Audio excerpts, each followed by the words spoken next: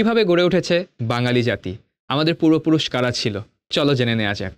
তো বাঙালি জাতিগোষ্ঠী মূলত যেসব জাতিগোষ্ঠী থেকে এসেছে আমরা প্রধানত দুইটা ভাগে ভাগ করতে পারি, অনার্য এবং আর্য। এছাড়াও কিছু ভাগ আছে, কিন্তু তাদের বৈশিষ্ট্য সরাসরিভাবে আমাদের ভেতর প্রমিনেন্ট ওয়েতে পাওয়া যায় না। তো প্রথমত নেগ্রিটো, অস্ট্রিক, দ্রাবিড় এবং ভোটোচিনীয়। প্রাচীন ভারতের সর্বপ্রথম পা রাখা জনগোষ্ঠী হচ্ছে নেগ্রিটো, আর প্রাচীন বাংলার প্রথম জনগোষ্ঠী হচ্ছে অস্ট্রিক বা প্রোটো অস্ট্রালয়েড বা আদি অস্ট্রেলীয় বা নিষাদও বলা হয়। এই অস্ট্রিক জাতিগোষ্ঠী থেকেই প্রধানত বাঙালি জাতির প্রধান অংশটা গড়ে উঠেছে।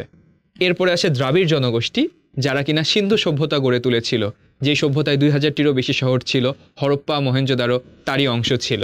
এবং পরবর্তীতে আসে আর্য জনগোষ্ঠী, এবং আর্য আসার পরবর্তীতে পূর্ববর্তী সব জাতিগোষ্ঠীকে আমরা চেনা শুরু করি অনার্য নামে, কারণ আর্যরা এতটাই শক্তিশালী ছিল, তারা দ্রাবিড়দের সহ অন্যান্য জাতিগোষ্ঠীকে উৎখাত করে এবং এই উপমহাদেশের প্রধান জাতিসত্তা হিসেবে আত্মপ্রকাশ করে।